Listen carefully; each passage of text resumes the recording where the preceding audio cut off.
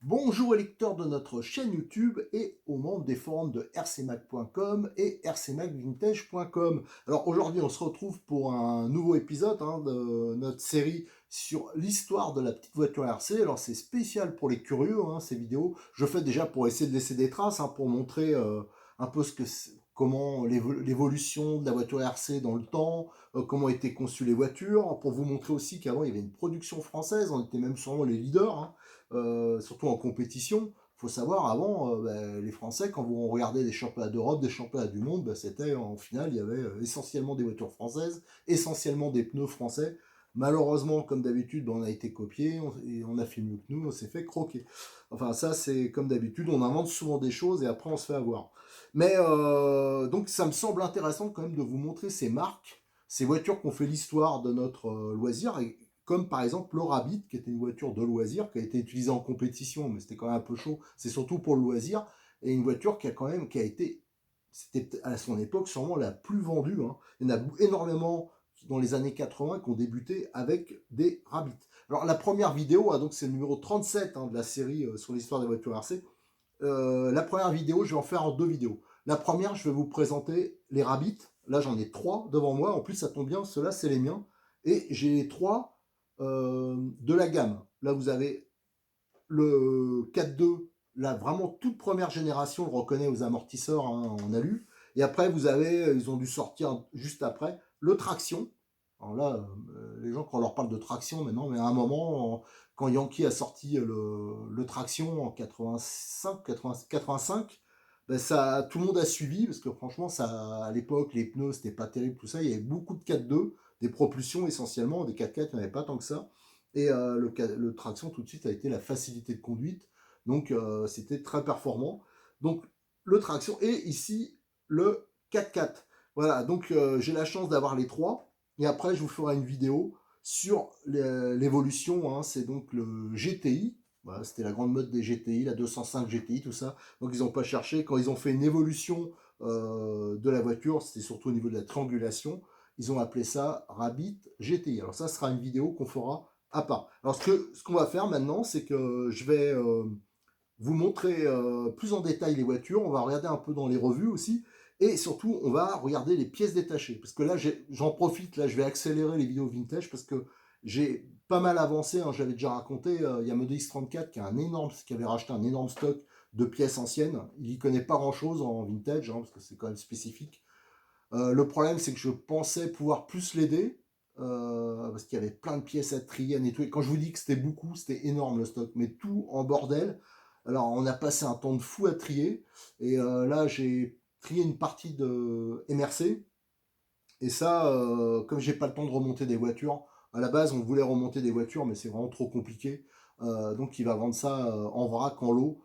Ça sera sur rcnews.fr. Il va changer. Avant, il mettait sur son site, mais il faut avouer que c'est compliqué à gérer. Donc là, maintenant, il va le mettre en petite annonce sur rcnews.fr. Il y aura vraiment une rubrique qu'on va lui dédier pour ça.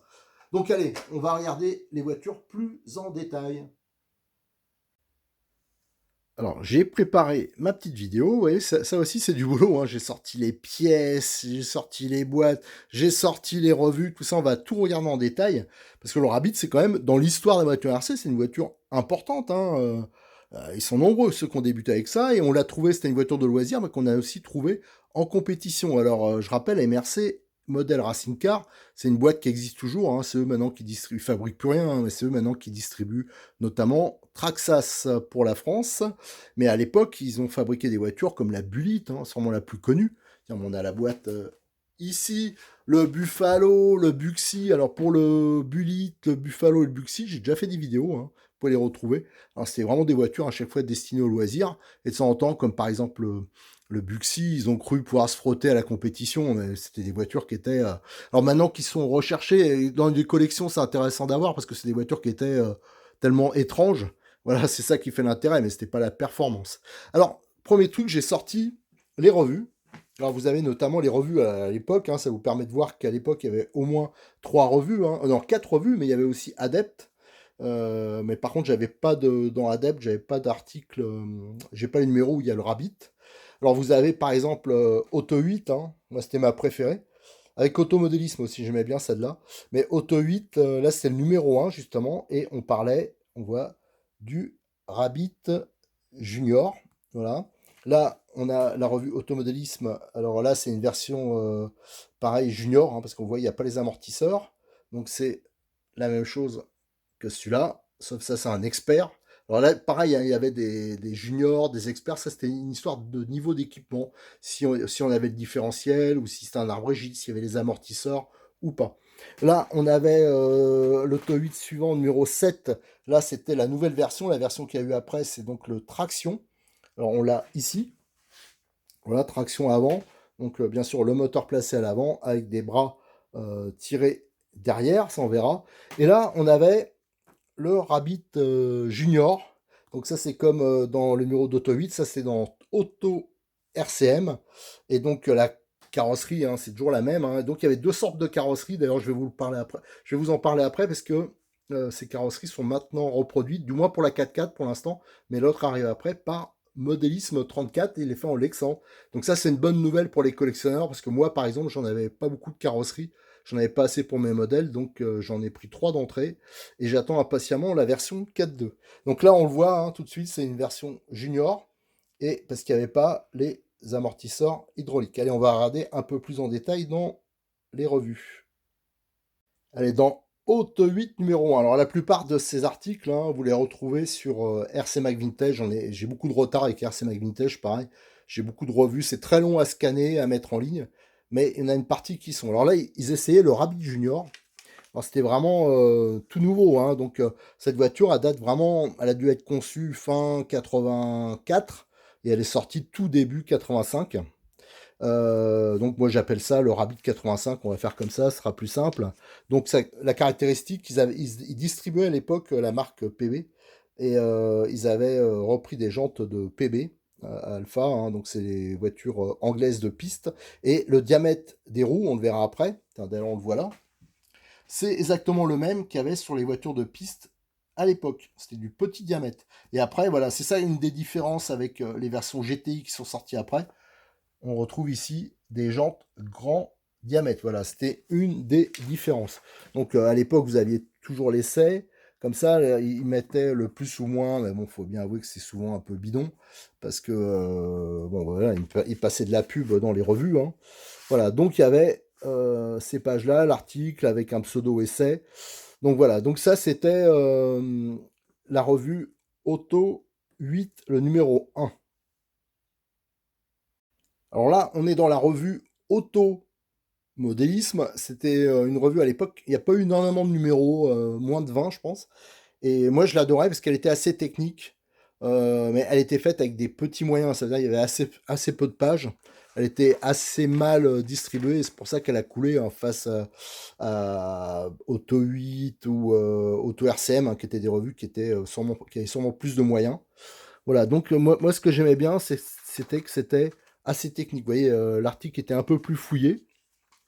Voilà, donc il y avait un peu plus de pages, et là on voyait vraiment qu'il y avait eu un réel essai. Alors c'était souvent des pistards hein, qui tenaient, essentiellement des Lyonnais, je crois, qui tenaient cette revue. Donc là pareil, hein, c'est une version simple, on le voit ici. C'est sans amortisseur, en fin de compte, on le voit bien ici, c'était des épingles. Ça je vous montrerai après aussi. Et il n'y avait pas de roulement, hein, c'est des bagues plastiques, ça aussi, on va le voir ensemble. Alors là, on revient à Auto 8, alors c'est le numéro 7. Et là, ça devient intéressant, c'est un Rabbit Traction Expert, donc la version plus haut de gamme. Donc là, il doit avoir les amortisseurs hydrauliques et il y a aussi le différentiel. Alors par contre, on remarque que c'est déjà les amortisseurs en plastique des versions comme on a par exemple ici. D'ailleurs, ça c'est un Rabbit Traction. Alors que les premières versions, les tout premiers Rabbit, hein, première production, c'était les amortisseurs comme on retrouvait sur le Buffalo. Donc les amortisseurs en alu qu'on a ici. Alors c'est sûr que ces amortisseurs, c'était quand même mieux avec la petite réserve. On pouvait changer l'huile, hein. Il y avait un peu plus de volume et il y avait un réglage, on regardera ça après, mais comme les motocross. Voilà, la bague, là, il y a différentes hauteurs et en la tournant, enfin les motocross comme en moto en général, hein, il y avait ça. Donc voilà, ça c'est sûrement une production qui doit être. Ça c'est vraiment les tout premiers, je pense. Donc ça doit être les 2, 3 premiers mois de 1985. Et ça, c'est ceux qui sont arrivés après. Enfin, je suppose, hein. Je ne connais pas assez l'histoire de la marque pour ça, mais là, donc ils essayaient donc la version 85. Alors les tractions plutôt, ouais, les tractions c'était vraiment très nouveau, hein. C'est Yankee qui avait lancé la mode. Il y en a pas mal qui ont essayé de suivre. D'ailleurs, ils avaient repris exactement la même architecture que le Yankee 85 TR, hein, donc avec des bras tirés. Voilà, à l'époque, c'était déjà des picots. Voilà, donc ça, c'est la revue. Voilà, et voilà, Bernard Deneville. Alors, je pense si c'est pas Bernard Guidon qui avait, alors notamment Bernard qui pilotait le Rabbit Traction en compétition, championnat de France, et qui a fait des finales avec cette voiture. Voilà, donc le Rabbit Traction Expert. Et pour finir le tour des revues, nous avons Auto RCM de mars 85, hein. Alors là, on voit que c'est un Rabbit Junior, voilà. Donc, avec le petit lapin. Donc là, il l'avait pris dans la neige. Alors, vu comment le plastique était un peu cassant, ils ont dû être surpris en roulant s'ils ont pris des pètes, hein. Donc, on a ici l'essai, hein. Et là, ce qui est bien, c'est qu'ils l'avaient démonté. Là, ils ont mis un moteur plutôt pour la piste. Et là, on voit que c'était entièrement monté sur bague. Il y avait un seul roulement là, au niveau du pignon d'attaque. L'autre, c'était juste une bague en plastique, un peu comme faisait Tamiya en 1/10. Donc là, je peux vous dire qu'il fallait rapidement les remplacer. Voilà. Donc là, il l'avait au moins un peu dépouillé. Il y avait quelques neige fondue. Là, c'était l'essai. Voilà. Donc là, il disait quand même un peu plus les choses qu'il voulait voir s'améliorer. Alors, bac de nylon, voilà, il disait le plus et le moins. Voilà, quand même, moi, quand il n'y avait pas de différentiel, c'était quand même chaud, hein, comme voiture. Donc voilà. Donc je vous ai présenté un peu les essais qu'il y avait en 1985. Il y en a eu après en 86, 87, mais c'est pas tout à fait les mêmes versions. Donc on voit, c'est une voiture qui a quand même bénéficié d'une bonne publicité et de pas mal d'essais revus dès sa sortie. Alors pour vous les montrer, les voitures, je vais commencer par celui qui est le plus complet, hein, parce qu'il y a la carrosserie. Alors le moteur n'est pas mis dessus, hein, mais vous voyez bien, le moteur il était à cet endroit-là. Les carrosseries, ce qui différenciait, je vais vous les montrer après, c'était la forme, hein, parce qu'il y avait bien sûr le dégagement ici. C'était censé être bien étudié, hein, c'est vrai qu'il y a le petit aileron intégré là, et pour que l'air soit canalisé vers le moteur pour améliorer son refroidissement, hein. Je rappelle pour ceux qui regardent, qui connaissent pas trop le vintage, les moteurs, les premières versions, les premiers moteurs spécial voiture, ils avaient des culasses qui n'étaient pas très balèzes, hein, très grandes. Alors souvent, c'était des moteurs Pico qui étaient montés dessus. On avait, donc je vous rappelle, les roues. Là, c'est les roues de l'époque, hein. Heureusement, elles ont été bien conservées. Donc c'était des pneus lignés spéciales pour les 4-2. Et on voit, c'est des jantes de la marque PB qu'il y a dessus.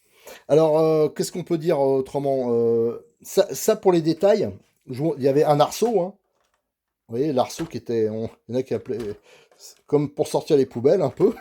Et il y avait le fameux réservoir SG, parce qu'il distribuait aussi la marque SG, donc il mettait. Donc ça, c'est italien. Et celui-là, il est bien réglé, parce que c'est rare, souvent ça ferme pas bien, mais là, il est nickel celui-là. Ah ben là, je me suis défoncé sur ce truc-là. Et voilà, alors il y avait un gros pare-choc avant, avec la marque MRC, hein, le gros autocollant MRC, et un pare-choc aussi à l'arrière. Là, vous avez une vue sur toute la triangulation, tout ça, et on va voir, c'est ce qui va justement changer par rapport aux versions GTI, c'est essentiellement la triangulation et la carrosserie. Là, on voit, c'est un modèle, hein, il est entièrement neuf. Voilà, donc celui-là. Alors, je vais pas l'ouvrir hein, parce qu'on a de toute façon les autres versions, donc on pourra voir. Mais bon, celui-là, au moins, vous avez une voiture qui est vraiment tout à fait conforme à l'origine. À la base, c'était une voiture d'exposition. Ce modèle-là, je crois que c'était pour le distributeur ou celui qui aurait pu être distributeur en Belgique. Alors, le modèle qu'on va trouver maintenant, qu'on va présenter maintenant, alors celui-là, il est un peu, je vais pas d'exceptionnel, mais c'est rare d'en trouver un comme ça. C'est le modèle haut de gamme de l'époque, c'est le 4x4 avec 3 différentiels, parce qu'on pouvait l'avoir sans différentiel du tout, ou alors qu'avec différentiel à l'avant, à l'arrière, et au centre c'était rigide. Là c'est la version 3 différentiels, et avec des cardans homocinétiques à l'avant. Alors ça c'était aussi très rare. Voilà, donc ça c'est vraiment la version haut de gamme. Donc on voit il est tout neuf, hein, il était livré comme ça, là il reste le bouchon à monter, et je vais vous montrer après hein, tout l'accastillage qui était livré dans la boîte. Donc lui, il est 9 de 9, donc ça va être plus facile avec celui-là de vous montrer un peu les détails, hein. Donc on avait une platine, il s'était un peu inspiré pour concevoir cette voiture de la marque Serpent, du Cobra, voilà, et qui avait aussi une platine supérieure intégrale, voilà, donc c'est de l'aluminium assez fin, mais par contre il y a une grande platine et des colonnettes en alu qui permettent de rigidifier l'ensemble. Voilà, donc c'était là, c'était pour le montage des cerveaux. Le cerveau de direction était monté à l'envers, hein, tête en bas. Et là, vous aviez la commande de frein. Alors regardez, c'est pas une cam, hein, enfin c'est un système de cam, mais c'est juste une vis qui vient appuyer, hein. Voilà, donc et la couronne bien sûr centrale était en plastique, ça je vous montrerai. Et cela, ça fait vraiment partie des premières générations parce qu'ils ont encore les amortisseurs entièrement usinés en alu où il y a très peu de volume d'huile, hein. Et regardez comment était maintenu, c'était juste un circuit de sa carrosserie qui tenait euh, les amortisseurs sur la triangulation. Alors comme pas mal de voitures de l'époque, c'était les amortisseurs étaient montés à plat et sur le dessus des triangles. Alors heureusement parce que vu le système de suspension, souvent, si ça avait été, quand c'était monté en dessous, ça usait très rapidement les rotules inférieures et ça avait tendance à se déboîter. Alors un peu moins là parce que c'est un train à étrier, mais après ça a été des trains à rotules. Alors bien sûr, c'est un peu comme les voitures actuelles, hein, ils s'étaient aussi inspirés de Yankee, hein, qui a inventé le TT moderne avec l'implantation avec triangulation, transmission par cardan et coupe conique. Voilà. Donc là, nous avons une version 4 roues motrices. Et là, il y a même le petit... Tiens, BMI. Donc ça vient du distributeur belge. Et je crois qu'il l'a jamais distribué. Il avait pris que les échantillons. Alors ça, c'est encore des voitures. Je pense qu'ils sont encore plus rares. Et ce qui est pas mal, c'est qu'il y a les boîtes. Là, vous avez regardé, ça correspond tout à fait à la décoration. D'ailleurs, on pourrait se demander si le modèle qu'on a là... Ah non, l'aileron est un peu différent. Mais il est un peu différent, mais si je regarde bien, je me demande, tiens, ben là je viens de faire une découverte, je me demande si cette voiture, c'est pas celle qui a servi à faire la boîte. Parce que si on regarde les autocollants, ils sont strictement... Allez, on va faire comme ça, tiens, ben là je viens de découvrir ça. Ah non, on voit les amortisseurs, c'était pas les mêmes. Ils avaient dû faire un proto avec des amortisseurs un peu différents. Mais si je regarde bien, les autocollants, c'est strictement mis au même endroit. Ah ouais, tiens, bah c'est étonnant. Donc, faudra que je résolve ce problème, parce que si jamais j'ai le modèle qu'il y avait sur la boîte, là, voilà, ce serait cool quand même. Voilà, donc après, on va présenter le traction. Donc ça, c'est quand Yankee a sorti son traction, ils se sont dit, bah, faut qu'on sorte aussi une voiture. Et je pense que ça, c'est même le Rabbit qui marchait le mieux, quoi, avec lequel on pouvait vraiment faire des résultats.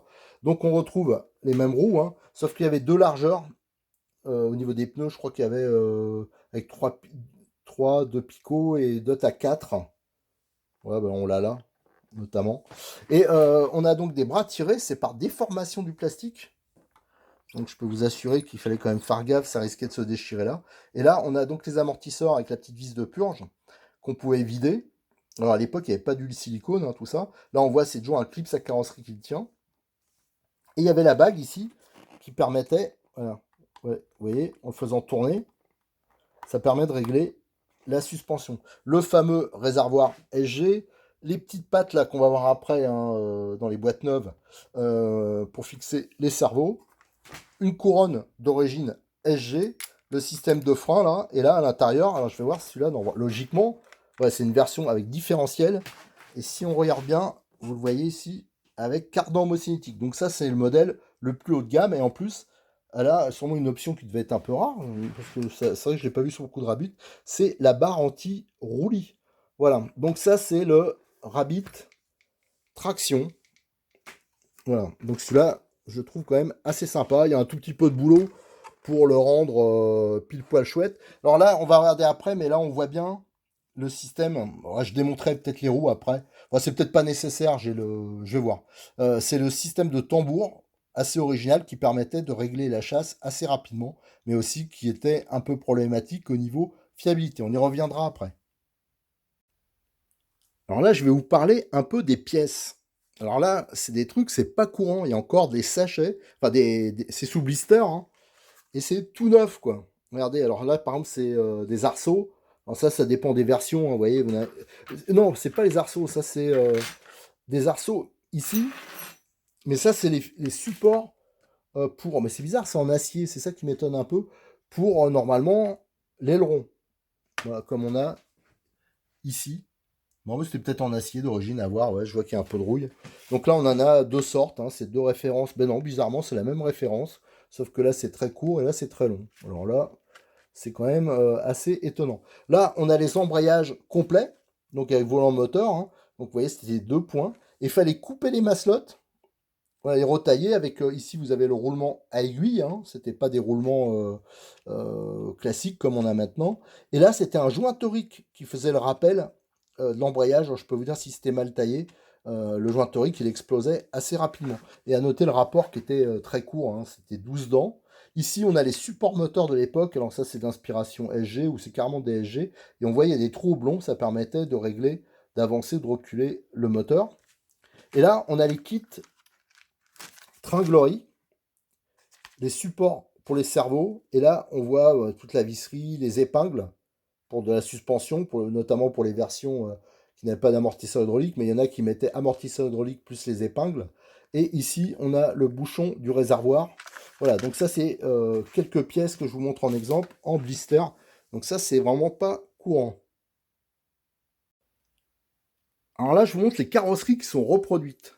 Alors actuellement, celle qui est reproduite, c'est par Modélis 34. Vous avez donc la version 4x4 et il y aura la version traction qui va bientôt suivre. Là, j'ai eu l'échantillon. Voilà, donc la différence, hein, c'est l'emplacement, hein. Regardez. Voilà, ici, la forme est complètement différente. Et là, il y a l'emplacement pour le réservoir, pour le moteur plutôt. Et là, c'est bien échancré pour avoir un maximum de ventilation. Mais vous voyez, ça avait un look quand même assez spécial comme carrosserie. C'était un mélange de F1, de voiture de piste, de voilà. Ouais. De toute façon, c'est comme actuellement, hein, ça ressemblait à rien, à vrai dire. Je vais en profiter pour vous montrer quelques pièces. Alors notamment les platines. Regardez, là il y a un fagot de platines différentes parce qu'il y en a eu des différentes sortes. Là il y a, voilà, ça c'est, il y en a des neuves en dessous, je crois. Ça c'est, il y en a, je sais pas, une dizaine. Ça c'est des platines de Rabbit. Et souvent il y avait même la fixation carrosserie, tout ça qui était fixé directement dessus, des plots en alu. Ici on a tout un fagot de châssis, dont certains sont neufs. Alors pareil, hein, s'il y en a qui sont intéressés, regardez bien les petites annonces parce que Cyril il va faire des lots. Il y aura de quoi se remonter, je pense, des Rabbit neufs, hein. Voilà, donc là, il y a, je sais pas, il y en a une douzaine de châssis au moins. Qu'est-ce qu'on a? Bon, là, c'est le Rabbit, ça me servira pour comparer par la suite. Ouais, là, on voit tout de suite, hein, ce qui a changé par la suite, c'est notamment la carrosserie, tout ce qui est triangulation, et essentiellement les roues. Alors, je vais vous montrer d'autres trucs. Ah, j'ai une boîte, là, j'ai commencé à trier. La plupart chez Cyril, hein, des trucs. Alors là, vous avez les amortisseurs. Ça, c'est des versions 90. Là, on a les amortisseurs alu. Donc des premières générations. Hein, donc on retrouvait sur les Bullitt, sur les Buffalo. Voilà, donc il y a très peu d'huile dedans. Bien sûr, c'est pas du volume constant. Et là, on a les fameux amortisseurs hein, qu'on va retrouver pas mal de temps chez MRC. Donc avec la vis de purge.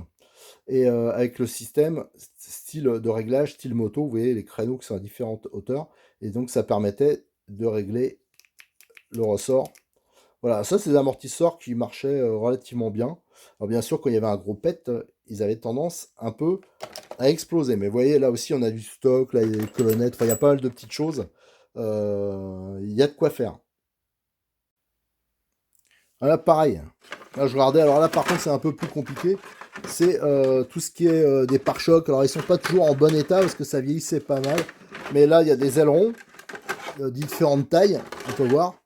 Donc ça, c'est Rabbit, Buffalo, un peu de tout, mais il y a quand même pas mal de trucs neufs aussi. Alors, je vais vous montrer en détail des pièces, que l'avantage, c'est que là, on va vraiment voir l'évolution.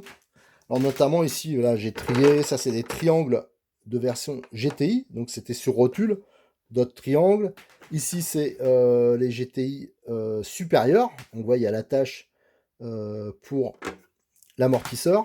Et là, on arrive vous voyez, ils sont complètement différents. Ça, c'est des triangles pour les versions, donc celui qu'on présente actuellement, première génération. Donc on voit, c'est complètement différent, hein, ça n'a rien à voir, parce qu'il y a un système d'étrier.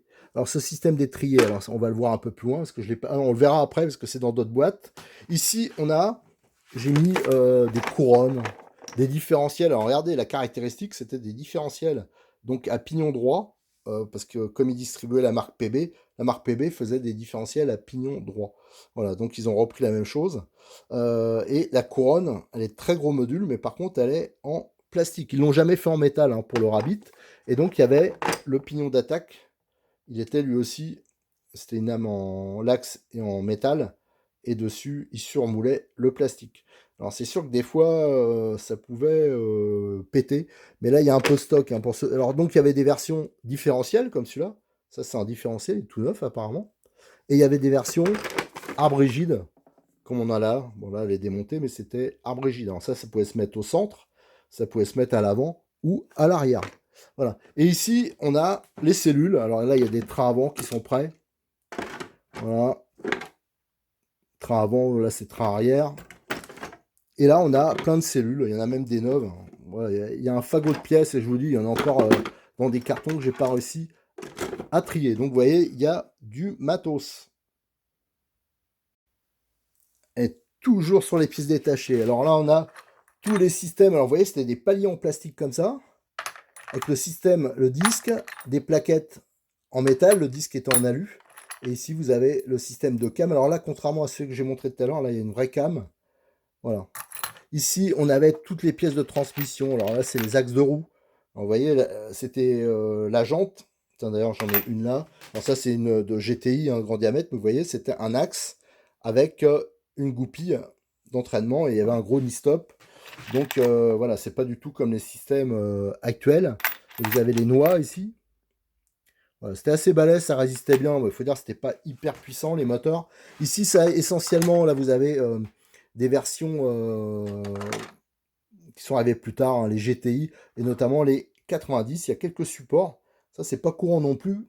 Voilà, à l'époque, ils avaient changé. On le montrera, hein, sur la vidéo suivante, hein, consacrée aux versions 80, GTI et 90. Voilà, donc c'était un peu différent, il y avait de l'époxy. Là, on a tous les systèmes de direction. Alors là, pareil, c'était fortement inspiré de PB, hein, pour le système notamment de réglage de la dureté, qui était un peu spécial, hein. C'est une sorte d'écrou embouti en tôle, et ça se vissait directement sur le plastique. Alors ça, je vous dis, c'était assez fragile, hein. Là, on voit les rotules, le système de direction. Ici, ça c'est... Alors, il y a deux tailles, il faut que je regarde pourquoi. Alors là, ça m'a intrigué, attendez, je fouille. Voilà, il y a deux tailles de fixation. Ça, c'est pour les amortisseurs. Ah oui, je pense que il y en a, c'est pour monter sur le triangle, et l'autre, c'est pour monter côté cellule. Voilà, c'est pour ça. Ici, tiens, voilà, c'est là que c'est intéressant. Ici, on a des fusées, ouais, toutes neuves, celles-là, pour les versions GTI et 90. Donc là, c'était quand les trains étaient sur rotule, donc c'est pour ça que les triangles étaient plus longs. Et là, on a les versions, il y en a pas mal. Alors ça, c'est assez rare parce que ça pétait. En plus, il y en a plusieurs sortes, hein. C'était les versions étriées. Alors, en fin de compte, vous voyez le système d'étrier. C'était un tambour, et il y avait ce système-là. Quand on le vissait, ben, ça bloquait le tambour, et ça permettait de régler. Ouais, il y avait deux demi-coquilles, je vous montrerai tout à l'heure sur une voiture. Ici, vous avez la graduation. Voilà, là on le voit mieux. Et ça permettait, on pouvait tourner l'ensemble, et ça permettait de régler la chasse. Voilà, donc là on a notamment les fusées. Là, c'est des fusées entièrement en plastique, mais j'en ai dedans, j'ai vu, je sais pas si je vais les retrouver, qui sont en partie en métal. Bon, voilà, je ne trouve pas. Bon, c'est pas grave. Bon, c'est pas grave. Mais en tout cas, il y en a qui sont entièrement en partie. La partie axe, là, qui est en aluminium. Alors là, on a les roulements. Vous voyez, c'est des roulements assez balèzes. Et là, ce que je voulais vous montrer, surtout, c'était les bagues. Voilà, les Rabbit Junior, c'était sur bague, hein. Je peux vous dire que c'était quand même pas fantastique. Ici, on a toutes les biellettes. Voilà. Parce qu'on pouvait régler notamment le pincement à l'arrière. Là, on le voit. La biellette ici. Tiens, ben justement, ça ressemblerait dans le principe un peu. Actuellement, là, je vous ai fait toute une série de vidéos sur la Psyma torche. Voilà, c'est le même principe, hein. Il y a des biellettes qui permettent de régler le pincement à l'arrière. Ici, il y a diverses petites pièces en alu, mais notamment ce qui m'intéressait de vous montrer, c'était les épingles. Voilà, c'est dans les versions junior, il y avait une épingle comme ça, et il y avait juste ça, il n'y avait pas les amortisseurs. Donc le problème, c'est que ça, il fallait que ça soit parfaitement équilibré à droite et à gauche, hein. Donc il fallait vraiment contrôler que le pliage était identique, autrement c'est sûr que votre suspension, c'était pas terrible, il y avait un déséquilibre. Ici, on a par exemple, tiens, il est cassé celui-là, mais un cardan homocinétique de l'époque, vous voyez, c'était du balèze. Et ici, différentes tailles de cardan. Tiens, ben là, il y en a un qui est en bon état. Voilà, donc ça, c'était vraiment réservé pour les versions plus haut de gamme. Allez, maintenant, ce que je vais faire, tiens, bah, je vais le faire sur celui-là, je vais démonter les roues de chaque côté et pour vous montrer comment c'était conçu, notamment pour le réglage de la chasse. Alors, j'ai démonté une roue avant, hein. Donc, vous voyez, c'est le même système d'entraînement, là. Et là, on voit bien le système par rapport à une triangulation sur rotule. Là, c'est étrié. Alors, déjà, le premier truc, tout à l'heure, là, juste avant, je cherchais une fusée, un porte-fusée avec la pièce ici, l'axe en alu. Donc là, vous l'avez, hein. Et là, vous avez la version plastique. Et là, on comprend bien le système. Alors, donc, il y avait des très gros roulements, hein, qui étaient dedans. Ici, vous avez donc, vous voyez, le système d'étrier, la pincée, hein, de tambour. En dévissant, ça permettait de tourner l'ensemble. Vous voyez, tout l'ensemble tournait. Alors, si j'ai un petit tournevis, ce que je vais faire, je vais aller chercher un tournevis, je vais vous le faire et on va voir, ça sera plus parlant. Alors là, j'ai dévissé ici, et vous allez voir tout de suite, regardez, je peux tourner l'ensemble. Donc là, il y a les petits crans, c'était censé être un repère, hein, pour la chasse. Et là, ça me permet, bah, j'ai besoin de la voiture, elle n'est pas assez stable, hop, j'incline un peu plus, je rajoute de la chasse, je revisse ici, hop, je repince, ça pince l'ensemble, et là, hop, ça bouge plus. Sauf que bien sûr, quand on prenait des pets, ben, le système il se déréglait ou il pétait, donc c'était un peu bordélique. Voilà, allez, je crois qu'on a fait le tour du Rabbit, hein. Je pense que si vous avez besoin de plus de détails, n'hésitez pas à poser des questions, hein, que ce soit sur le forum, sur Vintage, sur RC Mag. Voilà, et je vous donne rendez-vous très prochainement, je vais essayer de le faire à la file, pour faire les versions GTI et 90. Allez, merci, à bientôt.